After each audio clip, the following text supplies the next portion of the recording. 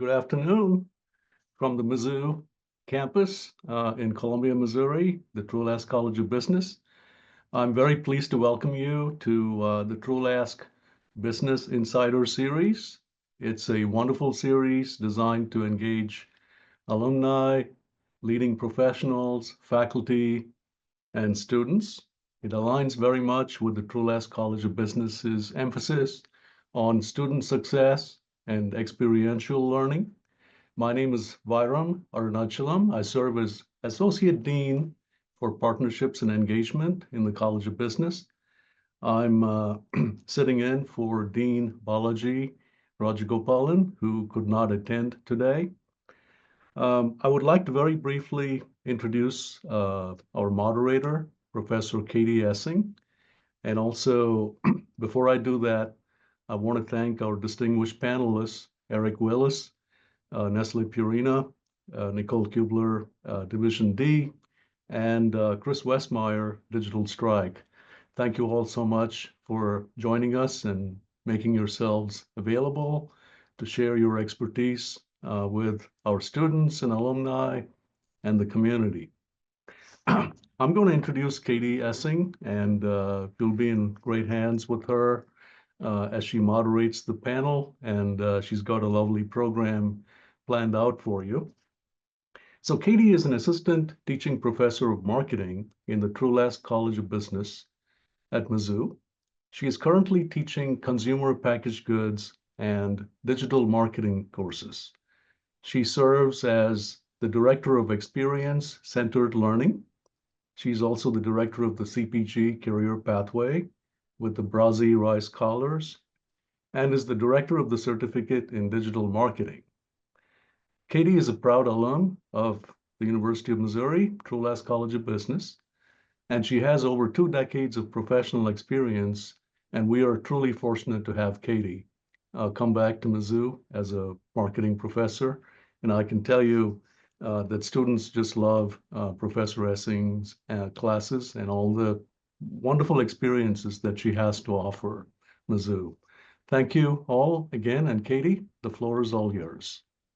Thank you so much for that warm welcome, and hello everyone. I am so excited that you have joined us today for our webinar. Our topic is Harnessing the Future, AI's Revolution in Digital Marketing, and I will first be introducing our 3 industry expert panelists who are joining us today. First, let me introduce you to Eric Willis, and Eric is the Chief Marketing Officer of Nestle Purina. He has been there for 23 years and has responsibility for the brands at P&Ls. He oversees everything from brand strategy, communications, product innovation and renovation, sports marketing, and Purina's media and marketing analytics centers for excellence. Eric graduated from Mizzou and later received his MBA from Washington University in St. Louis. And he is actively involved with the United Way, serving as a division chair for annual fundraising efforts. He also serves on Washington University's Olin Business School Alumni Board and our own marketing advisory board at the University of Missouri Trulaske College of Business. So thank you so much, Eric, for being with us. I'll next introduce you to Nicole Kubler with Division D. And Nicole is a marketing and advertising executive with expertise in media strategy, customer engagement, and business transformation. As VP of Sales and Market Strategy at Division D, she drives through leadership and industry presence, shaping conversations around CTV, data-driven marketing, and emerging media. Nicole has a strong track record of accelerating revenue growth, developing platform strategies, and fostering strategic partnerships. She blends analytical precision with creative storytelling. Nicole has an MBA in strategic management and marketing analytics from Indiana's University's Kelley School of Business and serves as a board member for various Chicago nonprofits. Welcome, Nicole. And our third panelist today is Chris Westmeyer, the president and founder of Digital Strike. And he has over 20 years of marketing experience. And Chris has emerged as an innovative and effective search marketing voice. leading search marketing programs for companies including GlaxoSmithKline, Amgen, Bristol Myers Squibb, Abbott Laboratories, Unilever, Sprint, Land Rover, Jaguar, Texas Instruments, and many more. Chris has been a valuable resource for a variety of industry leaders in strategy review, analysis, and recoursing of search marketing campaigns to better align programs with each industry's marketing objective. Chris has innovative marketing plans to create the greatest opportunity for online engagement for each of the Digital Strike clients. Before starting Digital Strike, Chris worked for WWP under the Mindshare Outrider brand, which was a leading global strategic media buying agency as a senior search strategist. And during his time there, he sat on both the Google and Microsoft Search Customer Advisory Councils, helping to represent client interests and guide the future of search. In addition, Chris worked at MasterCard International, leading all global SEO, SEM campaigns, and handling digital analytics. So we have just an amazing group to share with you today. And over this next hour, we're going to explore how AI and machine learning are reshaping the digital marketing landscape. We're going to look at how these powerful tools are transforming the customer experience, from enhancing customer segmentation and personalization to enabling more accurate predictive analytics. We're also going to get some real world examples of successful AI-driven marketing campaigns, highlighting innovative strategies that are making a real impact on the industry. In addition, we're going to talk about ethical considerations and data privacy issues that come with using AI in digital marketing. And it's crucial that as we adopt new technologies, we do so responsibly. And finally, we're going to touch on emerging career opportunities at the intersection of AI and digital marketing, offering insights into how you can prepare for and thrive in this evolving field. So thank you all for joining us today. I'm really excited about this engaging discussion ahead. And as we get started, you will see a Q&A button with your Zoom feature, and please drop in your questions anytime. If your question is for a specific panelist, please let us know, and we will try to get to those questions as we go. So as we begin today, I would like to invite our panelists to give just a brief hello introduction, and we'll get to our first question. So Chris, let me turn it to you for this first introduction. We'll keep it pretty simple. Chris Westmeyer, thank you. Appreciate the opportunity and look forward to your questions. And Nicole. Hi, Nicole Keebler. I'm excited to be here and engage in this conversation with my fellow peers and probably learn quite a few things from them as well. So thank you, Katie. Awesome. All right, so let's begin. The first question is, how are AI and machine learning currently transforming customer segmentation and personalization in digital marketing? And would you have any specific examples from your experience? And I'm going to turn this question over to Chris first. Yeah, as to how AI is or machine learning is transforming the customer segmentation and personalization, the segmentation is really important to us as marketers. So we basically use it for everything.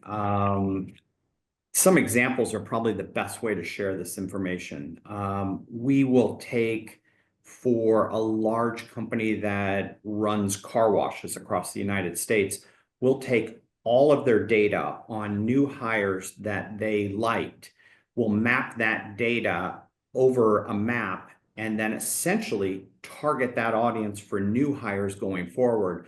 So we're using all of their first-person data to figure out what we're going to do as we go forward with a lot of our campaigns. So we use it for anywhere on that, all the way to monitoring sentiment from reviews, feedback, social media, so we can gauge where a client may be. Because if there's a question for lead volume decreasing, lead volume increasing, activity increasing, decreasing, a lot of times that'll have to do with the reputation of the brand. So we have to monitor that. And AI is probably the best way and the best tools we've had to do that to date. Eric, do you want to jump in with any of the internal? Yeah, for sure. Let me jump in there. I mean, Katie, it's a great question. when we think about the role that AI and machine learning are playing in understanding the consumer, marketing is about understanding the consumer. And, so the role that AI and machine learning are playing there are really, I think, kind of revolutionizing the way we think about segmentation. We're evolving from a place of, really kind of broad sets of data and insights around consumer behaviors and attitudes to a place where it's much more precise and data driven, where you're understanding consumers at more of an individual level, and then able to reach them with a message that is really, really relevant to them. So you're going from kind of broad to something that's much more precise, maybe, than certainly where we were 2, 3, 4, certainly 10 years ago. Yeah, it really lets us to kind of fall into that, I'm gonna call it predictive consumer journey mapping, where you're taking all of those intent signals from behavior and psychographics and allowing AI to analyze all of that data to essentially predict how that consumer is most likely to move through that sales funnel. And then, what we're going to see in the future is more iterations that would allow us to address those roadblocks and then offer even more personalization in experience, in creative, and just in optimizations that we would use.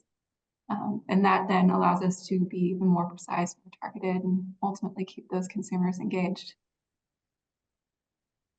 You all. Next question, as we're thinking about ethics and data privacy. So as we rely more on AI-driven marketing campaigns, what are some key ethical considerations and data privacy challenges that you have encountered with your roles and with your clients, and how do you address them? And Eric, I'm going to give this to you first. Yeah, look, I think there are a lot of ethical and data privacy considerations when you think about, the role that AI plays. You have to be responsible. You have to make sure it complies with legal and security and ethical frameworks. AI is a tool that everyone is using to help try to create a competitive advantage, but it's, I think, super important that we're adhering to those frameworks. Data privacy, obviously, is another consideration. We know AI systems they require kind of large amounts of data, and sometimes specific data. And so, the things that we're doing to make sure that we're addressing those is putting robust data privacy and security tools like consent management platforms in place. I think another consideration when you think about kind of ethical use of AI is even when you think about generative AI and the development of creative using Gen AI. Like we're never going to use AI to create, for instance, at Purina, a video or an image of a pet eating the food, or perceived to be healthy, or that that sort of artificially may lead a consumer to believe that some of the benefits of feeding our food aren't real. We're always going to use real footage. We're always going to use a real picture. We're not going to use AI to do that, because we're just we believe that ethically it's not the right thing to do, and you don't want to mislead consumers. So I think there's a wide kind of range of things to consider. Eric, you bring up a really interesting point that I think we could have a fairly long discussion on, is the use of AI in creative. Yep. And having brands align the AI tools and platforms that they're using with their values that exist in-house. And so for you, you mentioned making sure that the creative is not using AI to depict something that your dog food may or may not have the consumer perceive. But what's interesting is, I think it was over the holidays, Coca-Cola did an ad that was entirely AI generated, and it gave a lot of buzz. And I would be curious to hear your thoughts more on that, based on kind of the ethics angle that you took. And also to that, didn't Toys R Us do a complete AI ad that didn't score so well later? Yeah. I mean, it's interesting. I think if I think about how we're considering AI when we look at creative development. It's when you're doing concept development, when we're testing things that we're, let's say we're putting a TV spot together and you're developing an animatic that you're gonna test with consumers to understand whether or not it resonates. That's certainly a place where we're using AI. And look, every company I think probably thinks about it differently. Our stance is we're going to keep real imagery in a situation where where we're depicting a pet, because it's important to us that that we're depicting reality in those situations, particularly as we think about the role that our product plays in enhancing the life of that pet. So there are a lot of different ways I think that you can think about it. Backgrounds and things like that, like that's a little bit of a different situation, right? But any situation where we're trying to depict reality, we want it to be real. I mean, the reality is people use green screens today. Sure. So Yeah. AI can replace those green screens Right without on. hurting the brand. Right. Yeah, exactly. Yeah, I appreciate the level of discernment that you're articulating here, because on this panel, we have three different facets of, marketing represented as far as client and agency and vendor here. And at Division D, for us, we're trying to really lean into enhanced discernment on those different tech platforms. And that includes AI and other tech platforms as well, but really questioning, those capabilities within those partnerships. And I think that this is a good thing overall in being more discerning, because what it should do is hold us more accountable as marketers and have us do some self-audit and self-governance while we're, waiting for overarching governance as well on bias and ethics and everything like that. What we're seeing a lot on the agency side is what data we can use and how we can use it. So when we get first party data from clients, how do we share that with AI in a constructive way that protects personal identifiable information, or PII? So how do we manage that, but still leverage the AI technology? And there aren't a lot of regulations. I mean, things are moving so fast that a lot of companies aren't even ready for this. They don't have documentation. They don't have processes. So some of them just stop it in its tracks and we're not allowed to use it. And others are just do whatever you want with it. And we're trying to think 2 steps ahead of them. We don't want AI to ingest your personal data, things that could come back and haunt you later. So we have to educate people on what it can and can't do, and we have to educate them on what they should and should not share in real time, because there aren't a lot of regulations. And I think there was a question that came in. I don't know if all the panelists can see it, but someone had asked, do you foresee stricter data privacy regulations being implemented in the next few years, especially with the new administration? Do you think AI should be monitored more closely? And I think that's a great question, because I'm feeling like it's the Wild West for a lot of these companies, and it's all this new excitement and all this new technology and all these new tools and things. But if we don't use them correctly, it could damage the brand. It could hurt things that are going to happen in the future. So we need to think about this before we just feed the machines with everything we have that may not be publicly available. It's just, how do you stay 2 steps ahead of this and also let your clients take full advantage of what's going on? Eric, I don't know if Purina if they've implemented all of their own regulations yet, or how that's happening in a larger organization. How does that happen for you? Yeah, it's hard for me to answer the question or maybe predict the future of where it's headed. What I can say is, when we think about AI and responsible use of AI, we're always going to make sure that it is complying with the legal, the security, and the ethical frameworks as they exist today. And so we'll apply that. I think that would be my answer to that question. Again, I won't pretend to be able to predict where that's headed. A good question from our audience on how your companies or companies of are leveraging AI to do things that might save time and add efficiency, but how do you not compromise your brand ethics? And maybe any of you could jump in on that. Who was that one for? Sorry, I didn't hear it, Katie. Oh, it could be for anyone. Anybody? Yeah, how do you, have your brand ethics, but potentially use AI for like time savings? Like what part would it play in a brand, in your opinion, and when should it not be used? Yeah, I think look, AI has a lot of applications that range from, like I said before, kind of the development of creative all the way down to a more sophisticated way to deliver a relevant message to a consumer kind of when and where they are.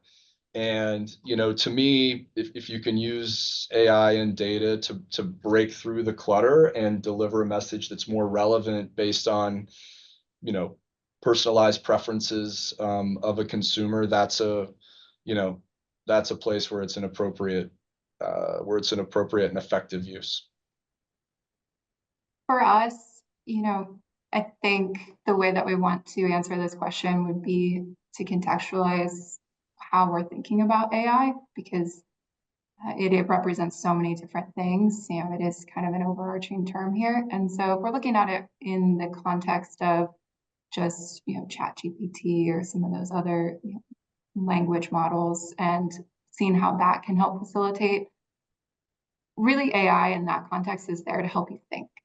And so as long as, our edict is that there's no privacy concerns as far as our own information going into that algorithm, because it is going to help it train itself, and then also our clients' information. But if you're looking at, how you want to think about innovation in the industry or a particular strategy, the AI tool can help you do that, and you're not really risking any sort of company proprietary information in that way.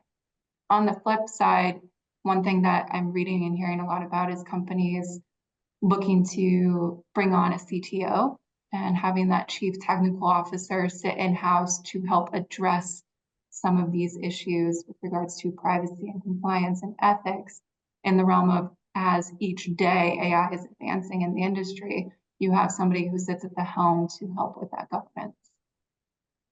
Yeah, Nicole, I think that's really where it's going. We need team members who really understand this and deal with it. And what we struggle with is making sure whatever large language model or data set that we're pulling from, honestly, is the least amount of bias. And so you're only as good as the data that you're pulling from. And I guess the point that we struggle with and what we're dealing with is we can get inputs for targeting, inputs for messaging, but if you don't know where that input's been sourced from, it Right. may not really be a good message. It may not really be a good target.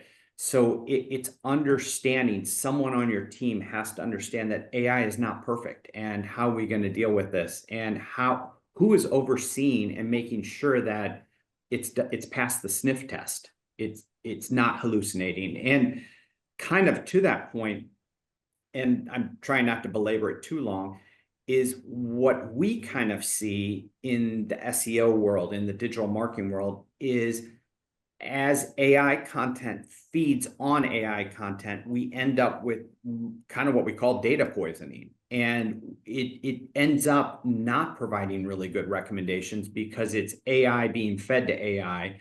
And so depending on where you're getting that, depending which large language model, platform, chatbot you're using, you just really have to understand, what's going into it to make sure that the results are in line with your brand and your standards, and your team can understand that.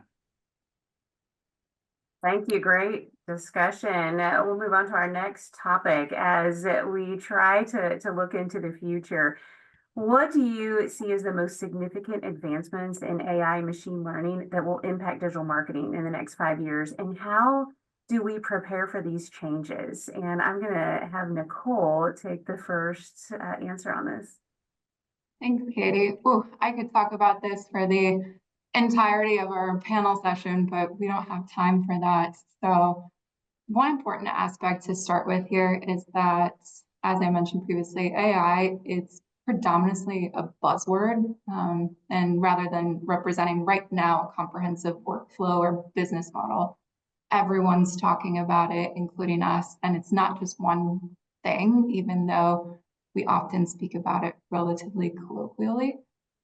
So first, and what's the hottest topic right now that you're hearing in the national marketing sphere is going beyond how we're thinking about AI right now as, ChatGPT and those sorts of components into agentic AI. And that's where that moves beyond, AI actually just assisting the marketer and it moving autonomously. So think about an AI agent that would autonomously, without human intervention, plan and execute entire marketing campaigns. And that's while it's analyzing trends and identifying audiences and creating that personalized content. And I don't say that to, start scaring anybody that's joining this panel, because there's a lot of opportunity here for humans to sit on top of that agentic AI and still use it as a tool. Beyond that, Chris mentioned previously regarding chatbots, we'll likely see advancements in that and virtual assistants with more natural conversation that'll be happening with those chatbots. And it's going to build deeper relationships with our clients, whether you sit on the vendor side, the agency side, the brand side, you'll see it across the queue. And then more specifically, if I could offer a third tier, is really in that real-time optimization for campaigns and how we're seeing that evangelize through advanced AI with cross-channel budget shifts and even more personalization, like we mentioned at the beginning of the panel. Yeah, oh, sorry, go ahead, Chris. I was just going to jump in and say you're right. We're going to manage our budgets differently. They're going to be adjusted in real time based on performance, based on how things happen, where it used to take a human to analyze data for periods of time to make sure it was what we wanted. The other thing that I was going to share, and Eric may jump in on this, is we're seeing a lot more in conversational and voice search. So your Siris, your Alexas, your Google Assistants, they're going to have all that ChatGPT integration, all that chatbot integration. So how are we going to prepare for that? Because Alexa, up until today, I think announced that they're now going to be fully AI incorporated. But a week ago, they were lagging behind and it didn't look like they were playing catch up. Apple's been jumping on the bandwagon with Siri integrating that. So it's moving beyond just ChatGPT. It's how all of that's going to deal with it. And then how do you make your brand discoverable inside of a voice search world? And not all searches will be done by voice, but some will. The other side of that is being prepared for a visual search world. So you've got Google Lens, you've got Pinterest Lens, you've got things like that. But when people want to search for things, it may be with your voice, it may be with a picture, it may be a piece of clothes they like, or a product they want to buy, or something similar. So it's how do brands make sure they appear in all these different aspects of, and I'm rolling it back, I apologize to the rest of the panel, more in a search centric. Search won't just be a text-based box. It will be however you wish to search. And we have to be prepared for our clients to make sure that they can exist in all of these worlds better. We've done it passively in the past, but now it's going to be an active engagement because AI has pushed that so fast, so forward for all of them. And some of them aren't ready. And so we're getting them ready for it. I think brands like Purina are light years ahead, but not every brand can have that budget, be that smart. It's dealing with kind of second tier businesses that are struggling to even compete in this. Yeah, look, I think both of you have touched on it. I mean, I think it's more sophisticated predictive analytics. It's enhanced personalization engines. It's more effective deployment of creative in a more efficient way from a budget standpoint. The ROIs ought to go up. It's going to be all those things. I think, what's interesting too, though, when you think about the application of AI, maybe even, and I know we're talking about digital marketing here, but I'm going to take a step back and kind of think about the application at a broader kind of level for people who are running brands or managing businesses, there are applications for AI that are going to improve the effectiveness and efficiency of anybody who's working in marketing outside of even just the some of what we're talking about here, which is improvement in search or campaigns. You think about just kind of running the business. Think about analyzing retail sales data and anomaly detection, volume forecasting. We talked about consumer segmentation already. Content development is another one, predictive analytics, and how that ties end to end from marketing all the way through to ensuring supply and running things in the factory. There are massive, I think, considerations here, and AI is going to play a role in being more effective and more efficient, and it's going to happen quickly. And Katie, I think the second part of your question was, how should marketers prepare for those changes? And I think the simple answer to that is just roll up your sleeves and get as comfortable as you can with the tools, and do research and play around with it, and kind of be curious and hungry. And You know, Eric, can I piggyback on that for a Yeah. second? yep. One of the coolest instances, and if people aren't familiar, there's something called Notebook LM from Google, which is kind of, you almost create your own mini large language model. You feed it data that you want. And the clever thing that it does is it creates a podcast so you can hear it, but it actually sounds like a podcast. It's not a robotic, they're interactive, they have fun with each other. It's like listening to a radio show or a podcast in general. And what I saw that was fascinating, and I didn't think about this, there was a small business that was trying to understand its finances better, and the person who was running it had an hour-and-a-half car ride. So what they did was they dumped all of their QuickBooks data into Notebook LM from Google, dumped it in, created an hour podcast that debated and shared all the insights to their finances, everything, and created a 1 hour podcast for the ride to the meeting that they were headed. And that business owner said, I have never received that much insight, and that in such a way that it was ingestible and understandable and fun, and basically learned how to change their business in that 1 hour car ride from that one simple task they've done. Now, let me step back. Once you dump your business data in there, it's in Google. So now all that information's there. So you need to be careful and consider, while these are fun activities, is this information you want to share? So just lots of interesting use cases as you go. So while you're playing with these tools, just remember, as you feed these machines, that data may be out there for everyone else to see and hear. Yeah, Chris, you really touch on a key point here of just AI literacy as one of those, potential challenges, but also a key preparation of change as this unfolds for us, is developing that and understanding how that works and what it can do, its limitations, and then also our individual and collective impact. I saw that there was a couple questions that relates to this topic on the heels of both your answer, Chris and Eric. Noah mentioned or asked, what are the biggest challenges that marketers face when implementing AI strategies? I think you just answered that quite a bit, Chris, and just understanding what you might run into as far as these tools and that information being out there indefinitely. But another challenge is, of course, understanding and upskilling of AI. Most of us here are probably not data scientists by trade, or at least I will be calling myself out that way. But you can spend a lot of time, and it can be as little as 15 minutes per day, to just really go in and understand how to prompt it and how to have AI interpret analytics in different ways. I've read a few studies where it usually takes on average 3 prompts for you to get the answer that you want for most people. So even just, experiencing that every day, that's what you need in this area right now, is to better prepare. Individual upskilling, rely on yourself. Nicole, you are absolutely right. I could not agree with you more.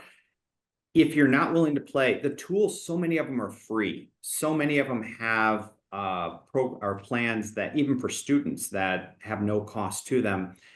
If you're not playing with these tools and you're not understanding, you're going to miss out. It's like meeting with someone who doesn't have internet access. They've never been on the internet. It's night and day different as you start playing. And I find myself, especially on AI image generation, when I'm trying to create a LinkedIn post, I may prompt it 20 to 30 times because it's not quite getting what I say. And I'm learning this is how it likes to be fed. This is how it does it. And most of these tools are just prompts that have been predefined that give you really great tools. But go to the raw form, like Nicole said, go play in ChatGPT, play in Claude, play in these chatbots, and start understanding how you need to communicate to get what you need out of them, or you're going to be left behind. And I think on any given day, I probably spend 2 to 3 hours in technology and tools, analyzing, understanding the output before my team implements anything. So we understand, we have a checklist that goes, okay, does this pass these 5 tests before we share it with the client? Does it pass the brand standards? Does it do this? And there's a question, and I may digress a little bit, from an anonymous attendee. It said, in the context of AI insights to inform marketing decisions, do you find it's valued more or less than previous analysis provided by a specialist? It doesn't, it's not more or less valued, it's faster is all that it is. What it takes, though, is that specialist doesn't have to do all the research time and now can spend brain power time saying, does that make sense for our brand? Does that make sense for our client? Does that make sense for the budget? Does that make sense against our goal? And it allows the creative and the thought process instead of the silly task-oriented things that we have to do. And I think you'll see a rise in what we call AI agents. Those are basically little task bots that go out, and I think Google's got one of them right now that I've been using and playing around with, where you can book a restaurant reservation without calling the restaurant. You just pick the restaurant, it will call, book it, verify it, get it done, send you a message that you're now booked for this restaurant. So I don't have to go sit on hold for 30 minutes or call 15 times. It'll take care of it for me. And I think I love it. So, it's going to do away with all the factory line work, all the just the redundant things that you're going to do, and allow people to really be smart and use what they use, or use their brain power. Yeah, just to build on that, Chris, I think you said something that was really interesting there, which is, and I'll go back to when I started my career and was working in marketing, and you're asked to do some sort of analysis on something, name the topic. And you'd spend hours pulling the analysis together, sorting it in Excel, trying to find a way just to get the data, mine the data, and then summarize the data. And you get to the end of that and kind of go, wow, okay, I feel like my job's done. But the reality is your job is just beginning then, because then it's, what do you do with that? How do you turn it into a strategy? How do you turn it into a plan? How do you use that data to inform a recommendation that you want to make? And so the role that AI can play in summarizing that really quickly is huge, because it still requires a human to kind of come in and go, okay, now let me go explain what that means and what we need to do about it. It just makes you that much more efficient, and then therefore effective in what you're trying to accomplish. Yeah, I think you articulated that a lot better than me. Thank you, Eric. No, I don't think I did. I was just agreeing with you. Yeah, No, it does a based on great my own job experience. of being that research assistant, and you can be a topical expert on almost anything within hours. Yeah. Yeah, and truly for the folks on this webinar, it is also moving beyond just ChatGPT, of course, that it's OpenAI, it's the most familiar, it's the most talked and heard about, but there's never a day that goes by that I haven't also logged into Gemini or Perplexity or others, because while they're similar, they do serve different purposes, and the outputs are distinctly different as well. Gemini is going to give you more of a human-like response rather than a deep reasoning and research response. So it learns your voice better, and it'll give you even a more empathetic response, if I could, posit it that way. Whereas Perplexity is essentially trying to unseat Google right now as an advanced search engine. So if you're doing any sort of off-the-cuff research, it'll cite all the sources for you. You can prompt it in different ways. It's short form prompts instead of long form. And so you can really combine all of these three together. And as Chris and Eric have illuminated, really then have it help assist you in all your work and then keep moving forward with other projects. I couldn't agree more. And even just as simple as this, even if you just want to take it to the bare bones, ChatGPT is fine when you're, and I'm kind of answering someone's question who was just asked, I'll jump back to it. But I don't use ChatGPT to give me some copy recommendations. I use Claude. Claude seems much better at how ChatGPT seems super frivolous, just kind of adds in all these ancillary words and stuff that are unneeded. So you use the right model, the right chatbot, the right platform for the right service. Not all of them are good at everything. So you'll start seeing, as Nicole said, all of them are coming out with their deep research tools now, and Perplexity has one, and some of them, but other ones aren't dealing with that. They just want to go head on to Google and things like that. I do want to jump over really quick, if I can, Katie. There was Thomas had asked, curious on your opinion on the use of LLMs for SEO content generation. Do you have a preferred? Do you think Gemini, for example, may align more with Google's search algorithm? I'm just going to answer this simply. Do not use AI to write your content. If you do, you will not rank. You will end up just polluting the world out there. And over time, you may initially rank with it. Use it to help you with the framework of what to write. Use it to make sure that you've got full topical coverage, like what are the most common questions people ask around this topic, so you can build the topic out. But don't use it to write the content. No one needs an AI-generated answer on a website anymore. So we don't use it for SEO. We use it as the research assistant, as a competitive insights as to what is ranking in Google or Bing currently now. But don't use it as an end-all be-all tool. Overlay it with your smarts. Couldn't agree more, Chris. AI, we can prompt it to write me a joke, but it's certainly not going to have me laughing prior to this webinar as much as both you and Eric were. So you need that human-generated overlay within that. Otherwise, it does read as just very, very base. You can tell. We can tell when we receive messages via email or LinkedIn through various bots that they were AI written. It's so easy now to start seeing that on LinkedIn and email, even on content. Looking at how much output comes out, you start to become an expert. I am my own AI detector. And I just skip through the emails. I skip through the LinkedIn messages. I don't read content that looks like it was AI generated. So it has become secondary, and I'm not interested in engaging with it. I don't know about you, Eric, how you feel about it, but you may see it a lot too. It's a great topic, and I'm looking at a question that Tom asked here about, do you use Microsoft Copilot? If so, what are your experiences? What are the pros and cons? I use it every day, and it's interesting because it will prompt me to write the email that I need to write. It will summarize what I need to summarize in a Word doc. It will help me build a PowerPoint presentation.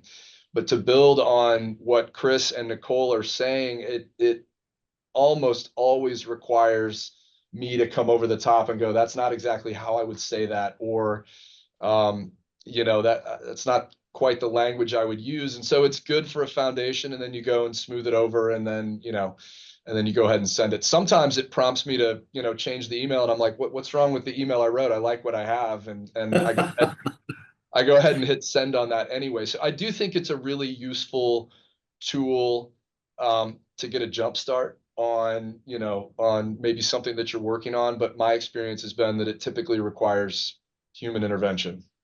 And to that, what I find myself doing is I will take something I've written and have it, can you polish that a little bit? Can you make Yeah. it cleaner, more Or understandable? I don't want you to, summarize I the don't- long document into bullet points. Yeah. yeah, I don't want you to create it for me. What I want your help is to make it ingestible by other people who aren't thinking like me. Right. And so whether it be Copilot or Gemini, I think they're both really good at that. I mean, I don't use Copilot for email and stuff because we are a Google office, but I do use Copilot as it pertains to Bing and Copilot as a chatbot. And Tom, your question is, I think they're all good. They're all good in their different ways. You test them out, you play with them, you find the one that is the easiest to prompt for you, the one that connects easiest with you. And then you have your little arsenal of tools that you're going to use. And one of the things that I've just adore, and I will throw this out there as an idea, I use a platform called Napkin AI. And I have to build a ton of presentations, and I have a hard time visualizing a lot of data points without building an Excel file and a chart and taking hours. You can just lay it right there, highlight it and say, build me a graph or a chart, and it brings the data to life in minutes, what used to take me hours. And it's so much prettier and easier for people to look at, and it gets the point across. It didn't create the data, it didn't source the data, but it took my thoughts and made them more easy to understand for others. All right, I'm going to take us to our next question. This has been such a great conversation.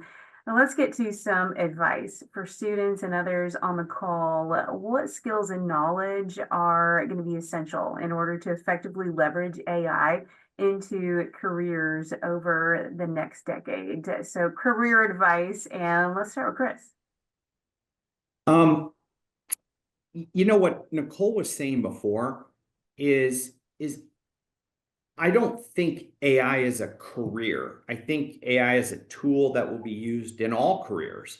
So really it comes down to that 15 minutes, that 30 minutes, that hour a day that you play with the tools, you understand how to prompt it for your career purposes, for what you need it to do and the platforms. So it's getting comfortable being uncomfortable with some of these new things that are changing. Go in, play, break it, have fun with it, learn from it. I think it isn't really a skill set, but what I will tell you is if you're not flexible, you're going to be left behind. If a team member can't adapt, we have, a lot of team members here, and we're constantly adjusting. I think Nicole probably can relate to this the most. As something new happens, positions may change, titles may change, your job responsibility may change. It's okay. Change with it, learn, stay ahead of the curve, be in control of it. But there isn't a skill that you can learn today besides being open and flexible to try new things and being comfortable with a little change. Yeah, jobs will change. Speaking from my own experience, I got my start a career in digital, but then quickly moved over to TV. And as we know, TV in the last 10 years has iterated significantly. Now we're all in on streaming, myself included. I'm a streaming subscriber through and through. But my role had to change with that. And so to build off Chris's point, it is about that experimentation. One thing I would call out is just progress over perfection is going to be the best way to learn AI and leverage it to your benefit, because this is the worst version of AI that we will ever experience. It keeps iterating at it.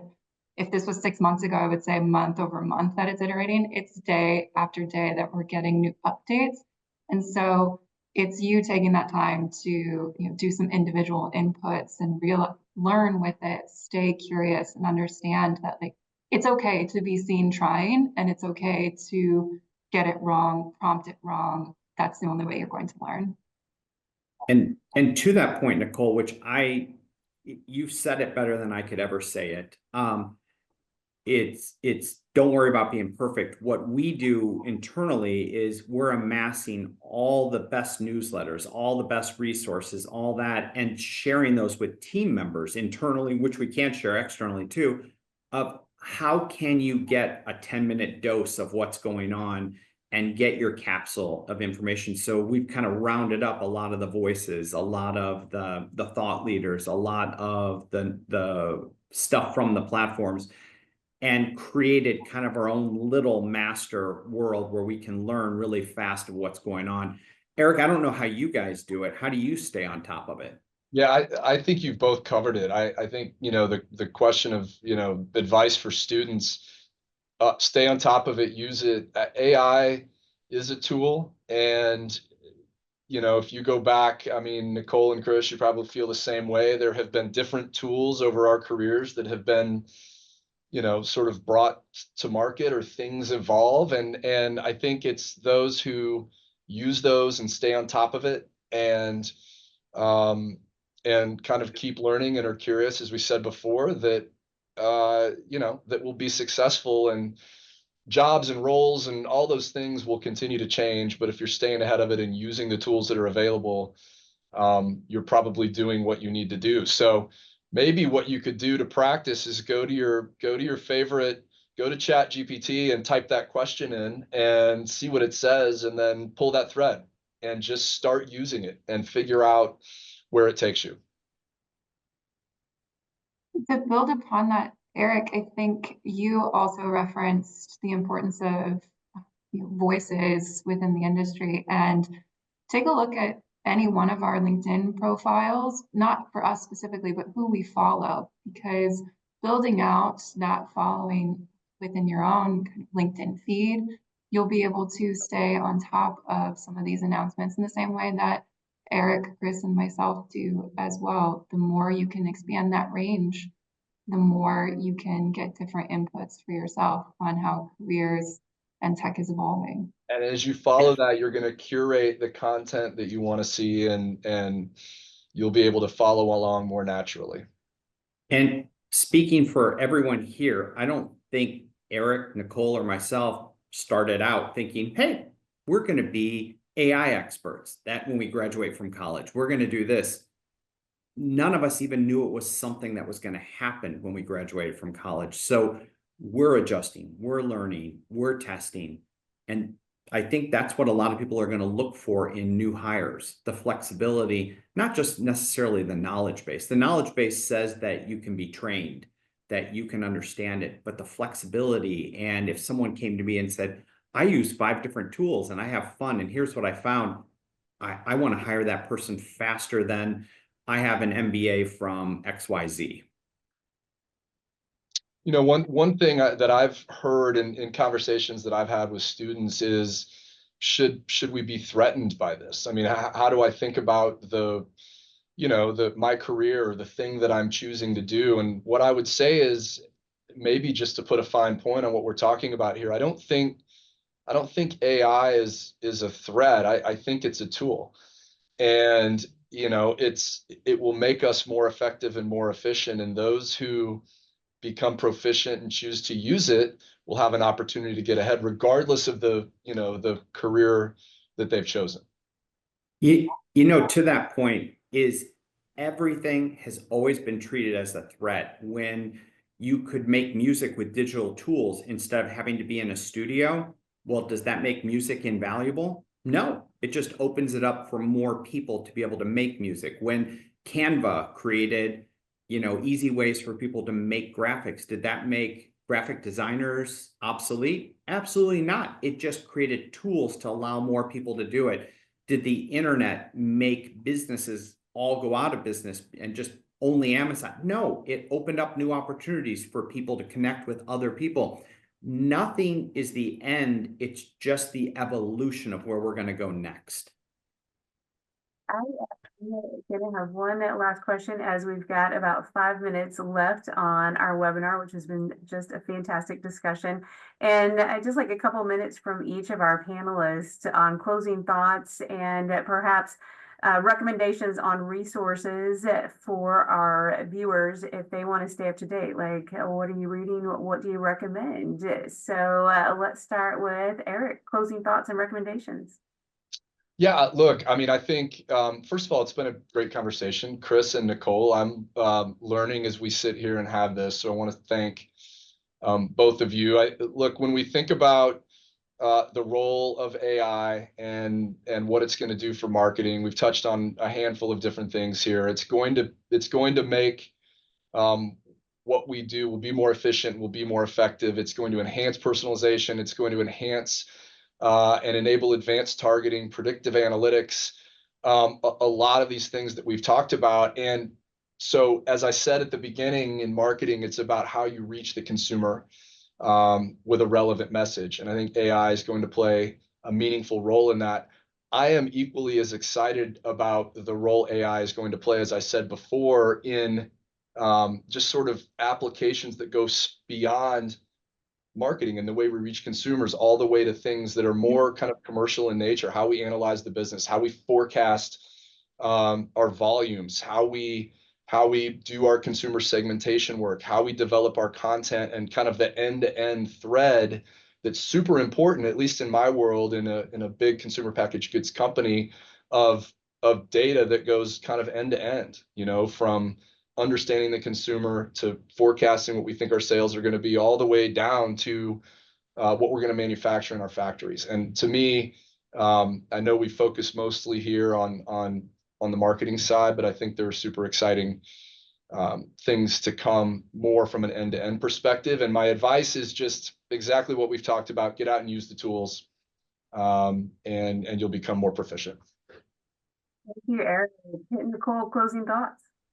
Yeah, I agree. Thank you for allowing me to participate in this conversation. I've learned quite a bit from Chris and Eric, and even through some of the research that I've done for this panel. But one thing that I would like to touch on is that AI isn't going to create any demand where there isn't any that's already existing. And so when we're talking about AI as a tool for marketing, marketing is still going to be an advanced business practice because it is designed to create market opportunity for us to reach consumers. And we're going to need that human intervention, whether there are machines and AI helping us to do that. So with that, it is about the continuous learning and the experimentation and understanding that there are many facets and inputs into marketing, whether that's through CRM tools or SEO, as Chris has touched on, or e-commerce and even creative. Those are all facets of marketing that we have roles and continue to advance our tools and skill sets on here at Division D, but you'll find that through the entire marketing sphere overall. Cool. And Chris, final thoughts? Much to Nicole and Eric, they've done such a great job, and I'm honored to be able to be on this panel with them. Katie, thank you, and the whole Mizzou team. I've learned a lot too by the interaction because we're all looking at it from different angles. I think, to Eric's point, is AI is not a marketing tool. It's going to be integrated in everything. Nicole sees it in platforms. Eric sees it in warehouses. It's unlike the music example I gave, unlike the other examples where it's a one channel focus. This is going to be everywhere. So as you think about your job, as you think about, how can you be smarter? What can you do? And it really comes down to what Nicole said. Jump in, start playing with it, test it. And this is such an interesting topic to people in general that I think, and Katie, correct me if I'm wrong, you guys had to expand the license to get enough people in on just this call because it reached beyond the 500 people calling in. So this means there is a heavy interest in where this is going and what's going on. And that's exciting for us. That is exciting. And that means that we're going to get candidates who understand AI better, and we don't have to train them up as much. That means that people are going to be more comfortable with it. This is a very exciting time to be alive. This is fun. So thank you for letting me be part of this whole process and getting to meet Eric, Nicole, the rest of the team. I really appreciate it. Thank you. Well, I want to extend just a huge thank you to our panelists as well. This has been just such an interesting conversation as you've shared your expertise, your insights, and it really helps all of us here at Trulaske and at Mizzou as we're trying to understand this transformative impact of AI and digital marketing. You have really helped us work through that. So thank you so much for your time and effort. Thank you for everyone who joined in today, and we look forward to furthering these connections. Have a great day, everyone.